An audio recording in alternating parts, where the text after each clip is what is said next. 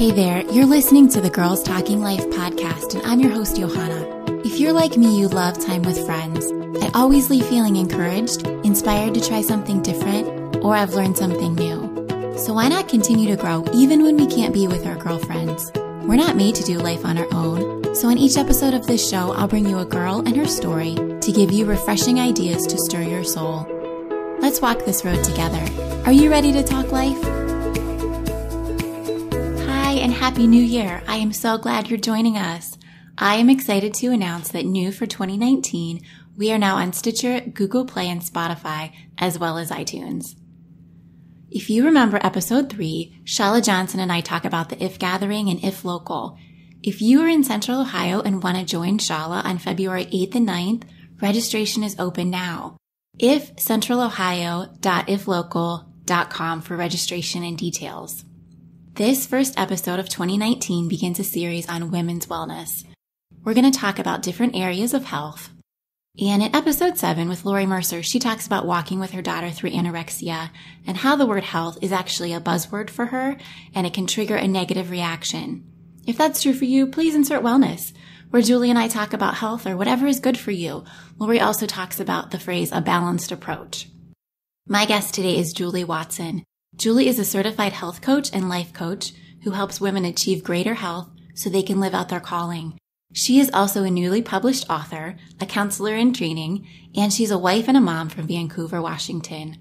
Julie and I talk about how when she became a widow, she tried to outrun her grief, literally by running, and she took things to an unhealthy extreme. She exhausted herself and developed some health problems before making some changes to rebuild her life in a more healthy way. She talks about pushing through that grief and her fear about what people would think of her. Julie goes on to share about her new book, True Health, and how it's different from other books on similar topics because she incorporates enlightenment by the Holy Spirit into her approach. Our conversation will give you some fresh insights on including God in your health journey. It may give you some new ideas to try in your own routine, and I'm sure no matter what your goals are for this new year, it'll give you motivation to make small changes and to give yourself grace when everything doesn't go as you planned. Hey there, Julie. Thank you for joining me on Girls Talking Life. Hi, Johanna. It's great to be here. I would love for you to tell us where you live, who your people are, and what a normal day looks like for you. Ooh. Okay, well, I live in Washington State. I live on the western side, so we have lots of greenery. What was your second part of the question? Who your people are. Who do you live with? Who's your family? My people are my combined family of 5 kids and my husband. We actually have our oldest moved out last year, so we have 4 kids at home, 3 in high school, so it keeps us busy. And our youngest will be in high school next year. And a typical day for me is hard to define. I do a lot of different things throughout the week, but on a day when I am home, it'll include writing, it'll include blogging, doing things around the house and our property. And often I'm doing something with women's ministry as well. Okay, wonderful. Thank you. You are a certified health coach and life coach and author, and you're almost done with your master's degree in counseling. Do I have those all correct? Yes, you do. How does one become a health coach and a life coach? What's most common now is for folks that are looking to get into this work is to go through a certification process. And so I have gone through a certification, and I actually, the particular school that I went through also gives you the opportunity to advance your training. And so I've actually been going through a year and a half long of training, which will complete this month. So aside from, a lot of folks will go to traditional colleges for different careers and things. And I have, done that in the past. And I'm also doing that with my master's in counseling. The specific coaching for both health and life coaching has been through the certification process. A lot of practicing with practice clients and other students. And then I also have been doing coaching along the way as well with actual clients. Very interesting. I am curious to know why you started down this path. I know that you've overcome some fear and some loss, and I was just hoping that you would share a little bit about that with us. Yes. I've always been interested in health, and it's interesting, even just looking at my family history, my mom has really been into health, although, the rules change over the years as we learn more and more and science advances. But even I had a discussion with my mom just in the last couple of years. My grandfather was really interested in health as well. So it's interesting how it's kind of been a theme in my family. But probably the most significant event in my own life that led me down to the path of health that I'm on now was losing my first husband to cancer in 2011. At that time, we were not the healthiest people. I wouldn't say we had the worst health practices, but they definitely were not that great. And he was only 35 years old. And so 35 years old is pretty young to lose someone to cancer. And after losing him, I really started to take my health more seriously. And even during the time that he was sick, we were kind of looking for healthy, ways to help him through dealing with cancer. But that really was a pivotal moment for me, going through the loss. And I wouldn't say that I cleaned up my health right away after the loss. I mean, going through the grieving process is not easy. And I think I actually experienced much worse health before things got better because of the grief that I was going through, and I actually outran my grief for a long time. I kept running as a way of dealing with my grief, and I actually took it to an unhealthy extreme where I started running 5Ks and 10Ks, and then I got into half marathons and full marathons, and it kind of just became my way of staying busy and not dealing with things emotionally.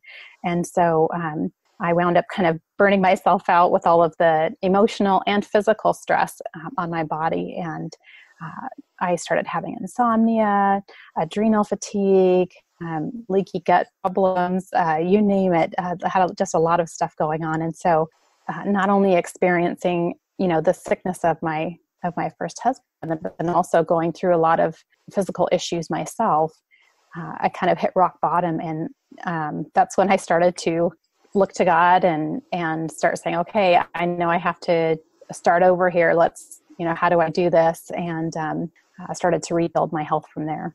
You learned of your husband's diagnosis in 2009. Am I right about that? Yes. What kind of things did you guys do in that time to make changes? I know you said it got worse before it got better, but what kind of things did you attempt in that period? Well, initially, we really just kind of leaned into the current medical model. Neither of us really knew much about cancer. It was a real shock that he had cancer.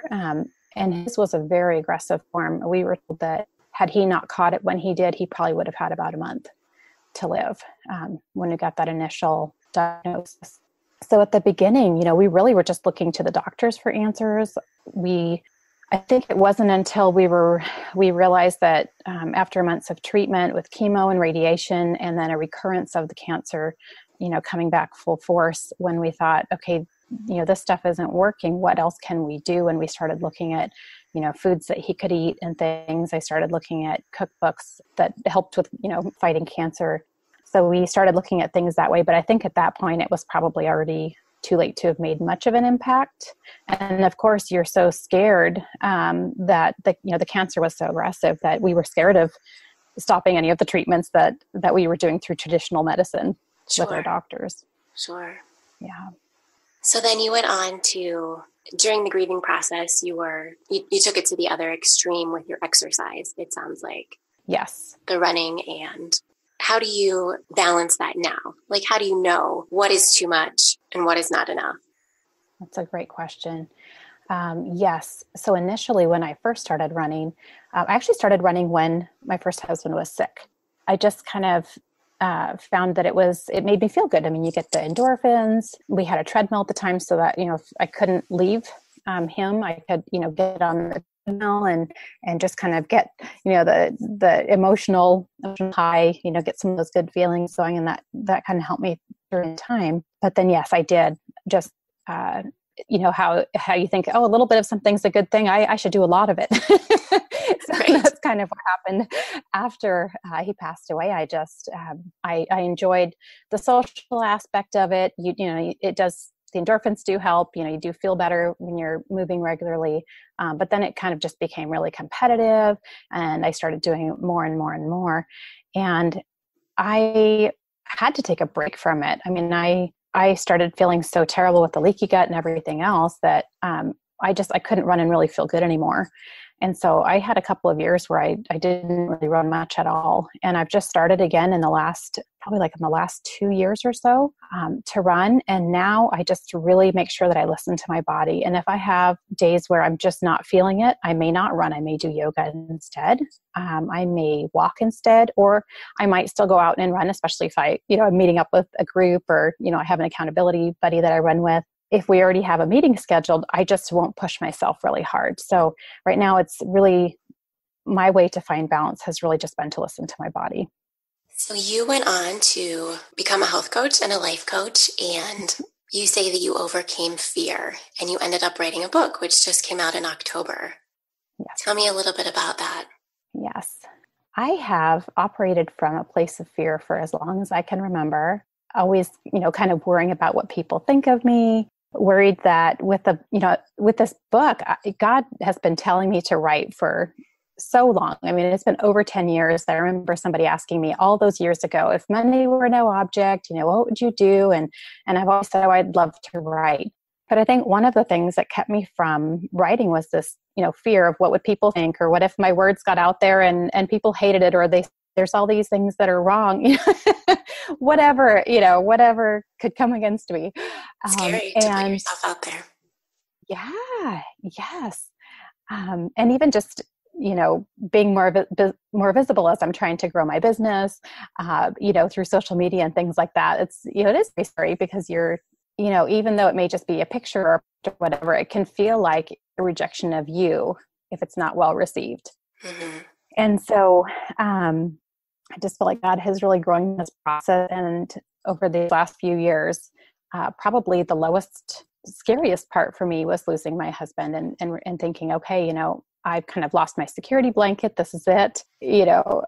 I tried to control so much after that. And God just kind of kept showing me over those next few years, you're not really in control. You need to trust me. And so pushing past fear enough to trust him. And I got to the point where I was more afraid of not being who God wanted me to be, not making an impact in this world, than I was of what people would think of me. I think I had to get to that point. And so just all throughout these years, God has been emboldening me. And I've also come to, he's put this message on my heart.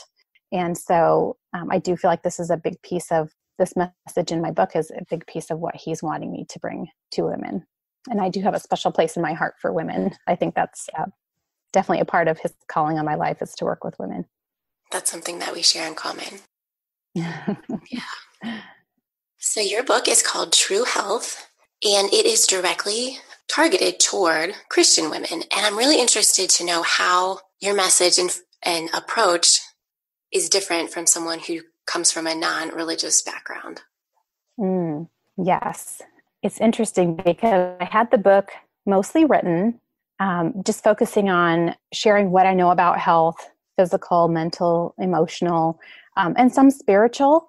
But I was on a run one day, and the Holy Spirit gave me the acronym for this book, which is TRUE, TRUE, which stands for the 4 pillars of health that I talk about in the book. And the last pillar, E, is enlightenment by the Holy Spirit. And he just really showed me how that relationship with him is so necessary for our health, not only as a motivation for our health, but also as a big support to us in our health. And so that's something that's really different from just, the normal diets that are out there, the normal health messages that are out there. If we as Christian women, want to live our lives in service to God, want to truly live for him, all of us has to come under that, including our health. And so I really dive into that pretty deeply in the book. I remember reading a blog post, and the girl was describing that she was praying for how to spend her money on clothing. And I thought, I have never considered praying about such a thing. And I feel like exercise and maybe food also kind of comes into that category for me. That's not something that I think to talk to God about. Right. So I think this is just a refreshing thought Right. We talk so much in Christian circles about guarding our, minds and our hearts and really focusing on, how we treat other people, but we don't talk about this health piece, that it can totally undermine everything else if we're not living in good health. Right. And of course, God cares about those things for us too. Right. Yes, he cares about all aspects of our lives, including our health. Absolutely. So I'm just going to tell everybody what the acronym is. So true, T, the truth about health, R, realizing your potential, U, understanding you, and then E, enlightenment by the Holy Spirit, which you mentioned. Yeah, one of the things I also think is really unique about the message in this book is really how different each of us is. And sometimes you do hear about that in health circles, we're all physically different. But I really kind of bring that piece out because I want women to be able to step into full health in a way that is genuine to who God made them. So all aspects of health, the types of exercise that you choose to engage in, the foods that you eat, it's all dependent on who God created you to be and what things that he created you to enjoy. So I really wanted to give women the freedom to find best health in better understanding who God made them to be, and then using that health to serve him. And a lot of times I think we get into, health books and health programs, and we're looking for these rules and regulations that are, going to get us into better health. And no one of us is going to match a diet program exactly. And it can be really frustrating to try a certain diet plan that's working for a bunch of people and you hop on board and it doesn't work for you. And it's because you're not a diet. Getting into your best health is really going to be about digging into who God created you to be, growing in your relationship with him, leaning into him to help you understand this body that he's given you and the passions and desires that he's given you so that you can live holistically in health. I think there's a lot of conflicting data too. One person says that something is good for you and another person says that it's not. And it can just be so confusing that you don't want to do anything. Right. Yes. Yeah, there can be foods that are commonly deemed as healthy, but they might be a food that your body just can't handle. I met a doctor that she's a naturopathic doctor, and she just doesn't have the right digestive enzymes to handle potatoes. And potatoes are not a bad food, right? They can be a health food. Obviously it's one of those foods you probably want to have more in moderation, but she can't even eat them, period. And so it can be really tough when you feel like, okay, I found this plan and I'm going to work it, and then it doesn't work for you. And that's your body is not to be matched up to a particular diet program. And that's so freeing. Mm-hmm. Yes. It can be, I talk about this in the book, it can be a little bit scary because sometimes we just want someone to hand us instructions and say, here, just do this and everything will work out fine. But it also is very freeing because you don't have to try to make yourself fit into a box. You are your own box. You are this temple that God created, and it's okay to take time on this journey and figure out the ways to be in your best health. You have a small section where you talk about the phrase everything in moderation. And you say everything in moderation equals nothing in excellence, which I found so interesting. Can you just talk a little bit about that? Right. Yes. Everything in moderation is a phrase that I have heard so many times. And oftentimes I hear it in conversations where people are talking about ways to be in better health. And then someone will pop up and say, well, yeah, I get that, but I just figure everything in moderation and you'll be okay. And I just thought, we talk about that in our health a lot, but we don't talk about that in other areas of our lives. Like, what if we were just a moderately good parent? Or, what if we moderately built a house or whatever? And I don't think that mindset really serves us because it kind of gives us an excuse to just kind of half-heartedly do things. And really, I think putting on a mindset of excellence is going to help us to stay on track. So I kind of try to, blow that phrase out of the water and say, stop using this in the book, because then you're kind of setting yourself up to be, I guess, flirting with that, with the balance of, going into sabotaging your health. You talk about food quite a bit. Do you feel like food can alleviate a lot of the problems that people have physically? Do you feel like food can correct that? Yes, I do think that food, so many of the diseases and illnesses that we experience do have to do with what we put in our mouths. You look at all the kids now that are struggling with diabetes. And this is not, I mean, this has changed over time as we've gotten into having more and more processed and boxed foods in the stores. I absolutely think that food can be harmful. One of the things that we, I guess, need to be mindful of is, again, kind of figuring out what works for our bodies and what doesn't. Like I said before, some foods that are deemed as healthy can make some people not feel good. Some people can handle dairy, others can't. Some people have more trouble with gluten. And sometimes that can be an issue if your gut is compromised. But absolutely, I think food definitely has a significant impact on our health. And I would say probably another big contributor is stress, the amount of stress that we have. So yeah, stress can definitely be something that also impacts our health. And sometimes we can be eating really well, but stress can kind of derail us.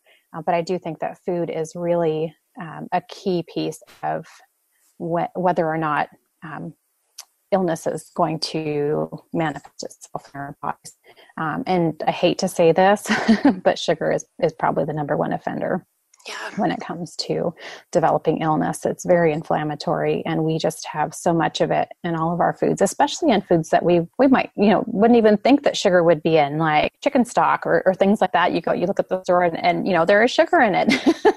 And you'd be surprised in all the condiments that we, put, on our sandwiches and in our salads and things like that, salad dressings. It's just crazy how sugar is in everything. So food absolutely has a significant impact on our health.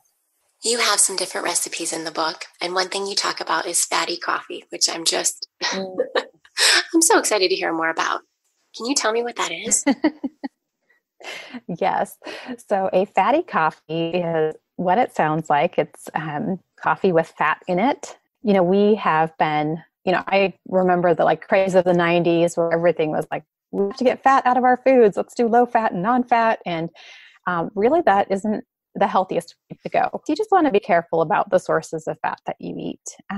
And one thing that is really good for our bodies is to do some fasting now and then. So I encourage drinking a fatty coffee when you're fasting. So I'll kind of break this down a little bit. We as a society tend to just kind of eat all day long. And really that's not the best thing for us. It's good for us to have breaks in eating. Digestion takes so much energy. So oftentimes we might feel really sluggish because we're just kind of eating food all day long, and a lot of our body energy is going to digesting our food.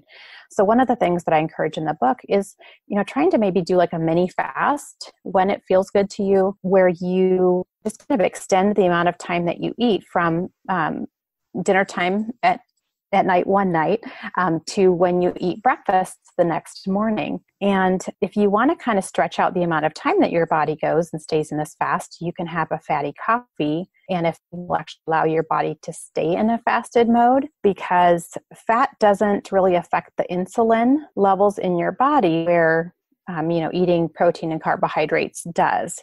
So you can have a fatty coffee and keep from being really hungry and stay in your fast, but your body thinks that you're still fasting because fats don't make your body think that it's been eating. Does that make sense? It does. It does. Tell me the benefits of fasting. It gives your body the chance to really just have more time to kind of repair itself, rest from that digesting, so you can put energy in places. And one of the great things that I love about doing this in the morning is if you're doing your fatty coffee, you're doing this little fasted state where you're not eating food, but you do a fatty coffee. The fat in the coffees is so, or you could even do tea if you don't drink coffee, but it's so good for your brain. Your brain's made up of fat. So, that can be one of your most productive times of your day. If you're doing this fasting and then you're having a fatty coffee, it can just really, it'll give you mental clarity. Your body's not focusing on digestion. You can just put a lot more effort into, tasks that you want to get done. If you're writing or doing things that require a lot of mental thought, that can be really helpful. Okay. What are the ingredients? What goes into a fatty coffee? You can really mix it up. It isn't necessarily one standard thing. A common one is for people to put butter in their coffee, like a grass-fed butter, because it's a healthier type of butter. But putting a little bit of butter in, I can't do it without a little bit of sweetness, so I put a little stevia in mine. But in the book, I do have some varieties of things that you can put in. I would say a simple one is just doing some grass-fed butter, and maybe a tablespoon of grass-fed butter, and then stevia to taste. And if you blend it up, sometimes putting the fats in your coffee can feel kind of greasy. And, when you're drinking it, which is kind of an odd sensation, it isn't the tastiest thing, I don't think. So I always blend mine in a blender, and it makes it really frothy. So then it's kind of like having a latte. So I always blend mine up. So you take your hot coffee, Mm-hmm. you add your tablespoon of butter, stevia if you like it, and you stick it all in the blender. Right. Okay. Yeah, and that's kind of a basic one. So I have some ideas in the book too, if you want to kind of make it more of like, chocolatey or more of a vanilla type taste. I have some ideas there. The key with the fatty coffees is that you do want it to mostly be fat. You don't want to have enough carbohydrates or protein in it that it will actually make your body think, oh, I'm having a meal now, because then your digestion kicks in and you want to stay in that fasted state. So you want to keep it under 10 grams of protein. If you're going to add like collagen powder or something like that in your coffee, you want to keep it under 10 grams, and you want to keep it below 3 grams of carbs. Julie, does this taste good? It does. Okay. And I'm a coffee snob. Okay. So it does. You're going to have to try it. I know the butter, it sounds weird, and you think, oh, it's going to be salty in my coffee. It does sound weird. It does just taste really good. I don't even know how to explain it. It does sound weird. Okay, but I am going to try that. I'm very interested. Yeah, you just have to try. I also have another recipe that I posted on my, I did a blog post on recently, because, we're in the holiday season, and I love, like, one of the hardest things for me to give up when I was getting healthier was all of my coffee drinks, but they're so full of sugar when you go to the coffee shops to get them. You get your peppermint mochas or, pumpkin spice latte or whatever. But I love my peppermint mocha in the wintertime. And so I did a blog post on a peppermint mocha that you can make at home. Okay. And I use raw cacao butter, and that just kind of gives it that kind of mocha taste. And I do a drop of essential oil, peppermint essential oil, stevia to taste. And I blend that up in my blender, and it is so tasty. That sounds very good. You'll have to try it. You have a section about green smoothies, and I do green smoothies, but I think I'm putting too much fruit in mine, and I don't do a protein powder or a collagen powder. Can you talk to me a little bit about maybe the generally right recipe? Right. Yeah. So I would try to keep the fruit low, just because it does have more sugar in it. Although still, it's a better alternative to, dumping sugar into your smoothie. So yes. I would say try to keep it maybe like a third of a cup or less, and not always doing the high sugar fruits. So like you don't want to do pineapples every day or banana every day. Berries are lower in sugar, so that's a good alternative. And then if it's still not sweet enough for you, you can add some stevia in there. I think greens, the more greens you can pack in, the better, because greens are so good for us, but it isn't easy to chew huge salads throughout the day. So these green smoothies are a great place to tuck in greens without having to go through the effort of doing all these greens. Yes. So I just kind of like put several handfuls in mine. I do think that protein powder is good to put in, because the protein is something that will help to keep you feeling satisfied longer. Fruits and vegetables are carbohydrates, and so those aren't going to be as satisfying for the long haul, and you might still have your kind of a sugar low point after you have your smoothie. You might kind of have that dip where you feel like, oh, I need to eat again. So the protein's going to help keep you satisfied longer. So I do definitely recommend that. And you can play around with what kind of protein feels good for you. Some people prefer plant protein over whey protein, which is more of a milk product. I've been finding that if I do the whey proteins, I tend to get a runny nose. So I think I have more of a reaction to it, and that's an inflammatory response. So I'm sticking more to plant proteins in my smoothies. And you want to look for something that's kind of more of a complete protein when you're doing your plant protein. So you might notice on a container that's going to have a variety of things, like, it might have pea protein, but also, maybe some chia seed in it, different pumpkin protein from pumpkin seeds. You're going to notice a variety of different things that are contributed to the plant protein that'll make it more complete. And then I would say It's also still a good idea to put in a healthy fat, maybe a tablespoon, half a tablespoon to 1 tablespoon of like a raw nut butter or MCT oil, flaxseed oil, because that'll also help keep you satisfied longer. And again, those healthy fats are just really good for your brain. We don't need to be afraid of the healthy fats.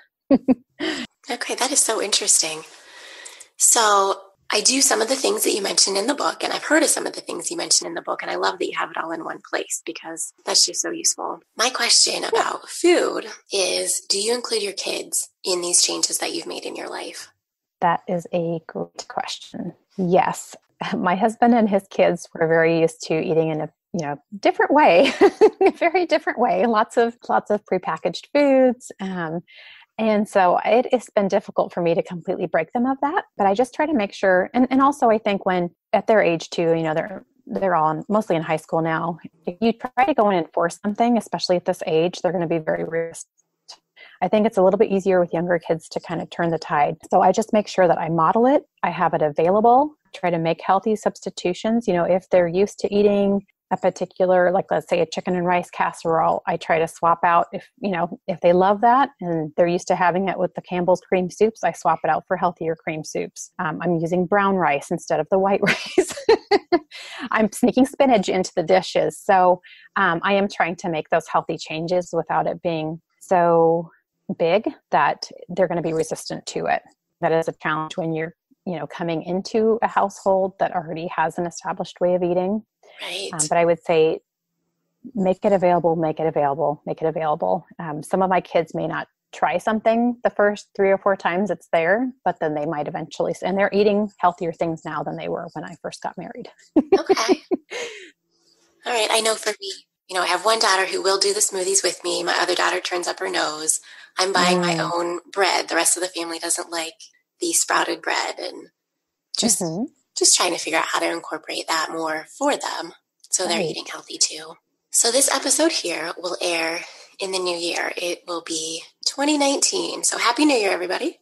I would say I'm not one to make New Year's resolutions, so to speak, but I think it's always a good time to kind of look back at your previous year, see the things that you did well and want to keep the same, and then see what didn't work and maybe the things that you want to make better. So as we're talking about health, and as your charge is to have women be the healthiest version of themselves, what are some tips? What are some ways that we can start to do that?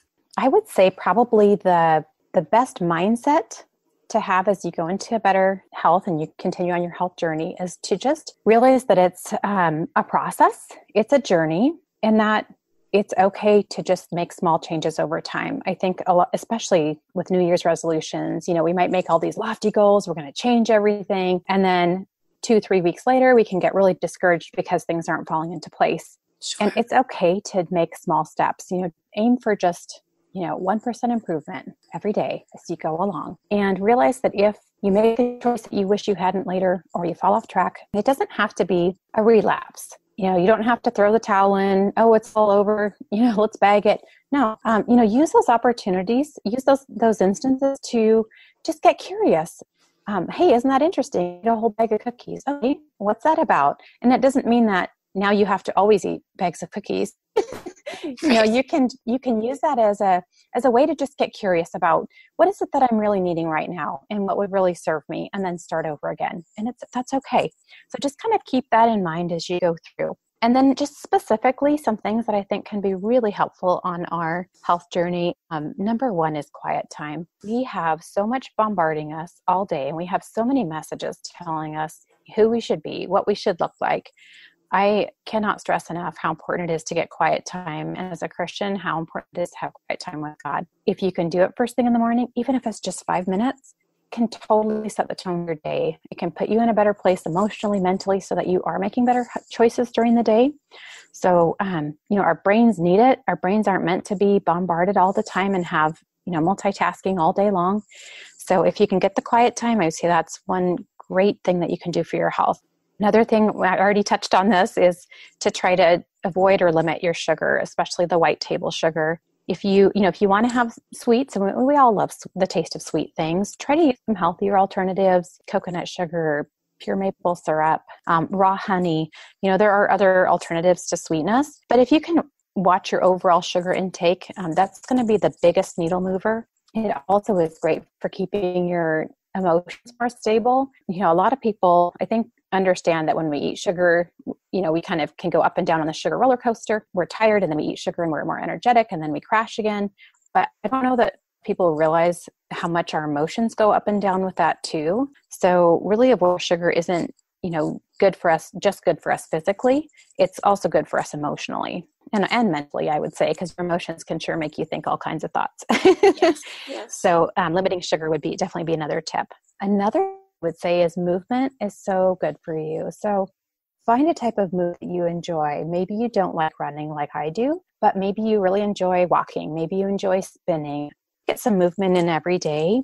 And it can be a little bit tough at first if you are already feeling kind of sluggish and you're having trouble getting yourself motivated. But when you get in the practice of movement, it actually is one of those things that even though you're expending energy, it actually gives you more energy too. So it is something that as you consistently do it, it is one of those practices that will just give you more energy. Can I ask you a question about that one? Yeah, absolutely.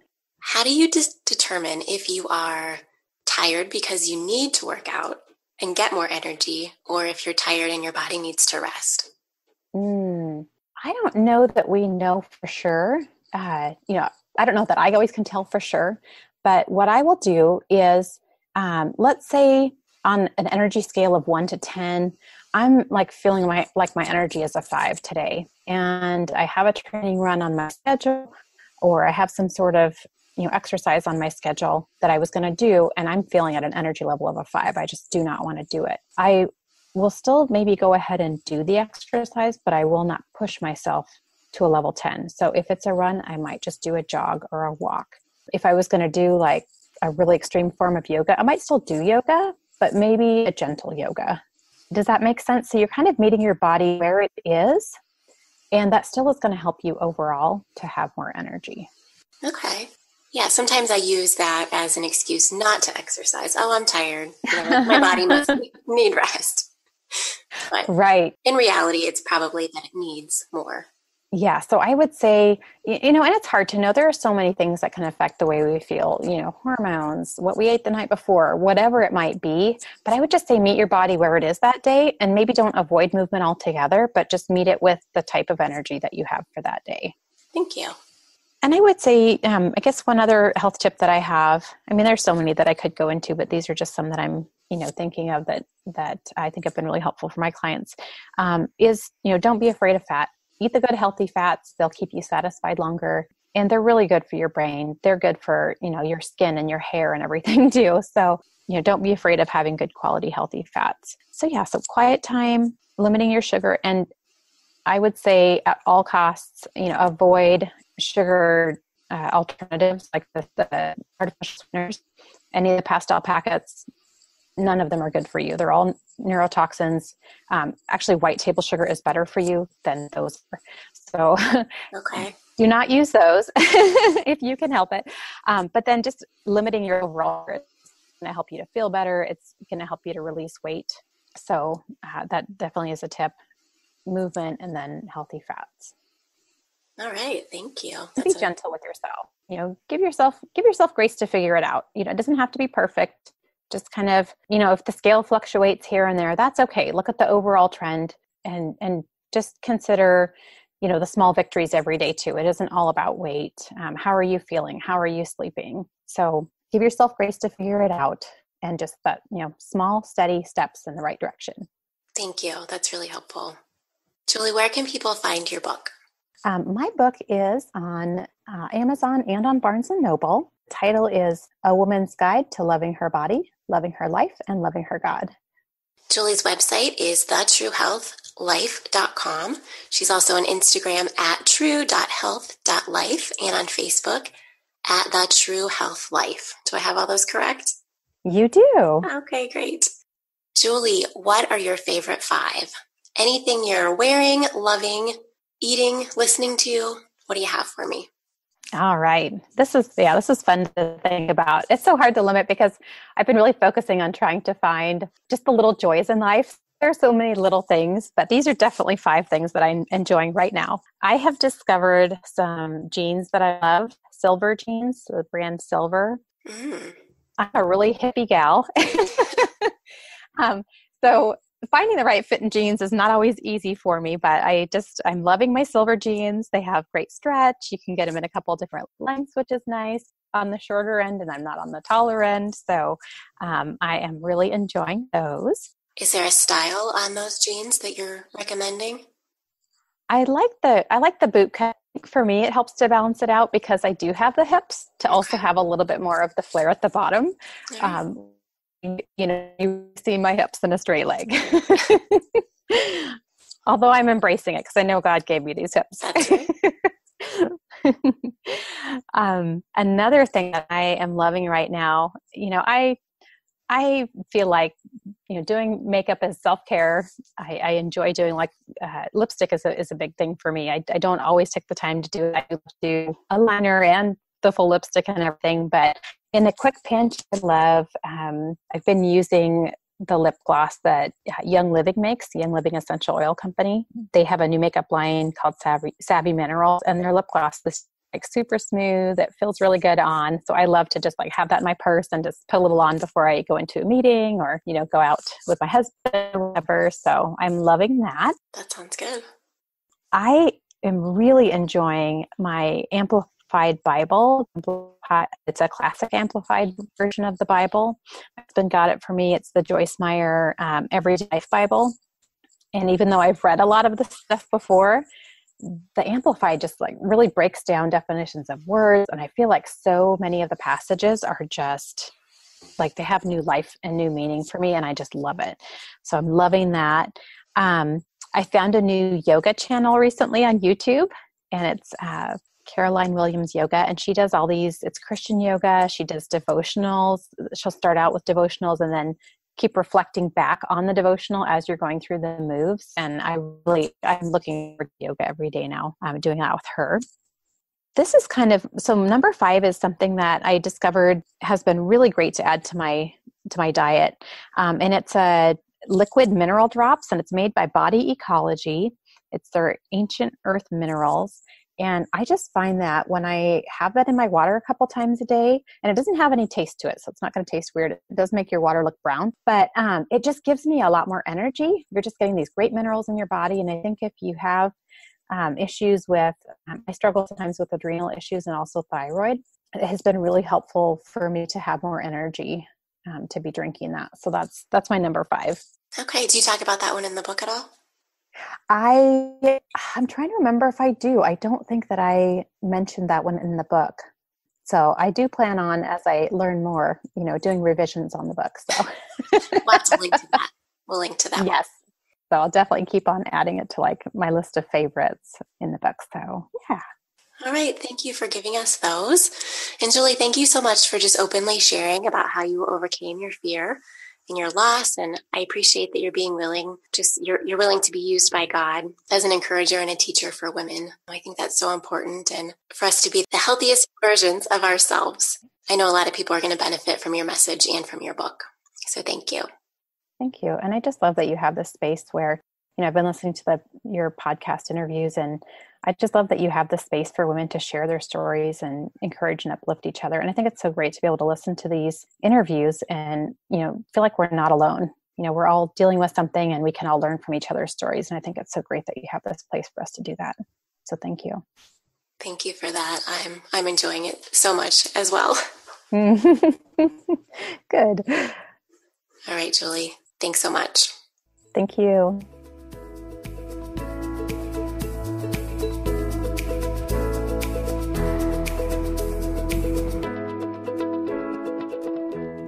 I hope you enjoyed our conversation. You can find everything that Julie and I talked about on girlstalkinglife.com in the show notes for this episode, including all the places to connect with Julie and where to find her new book, True Health, A Woman's Guide to Loving Her Body, Loving Her Life, and Loving Her God.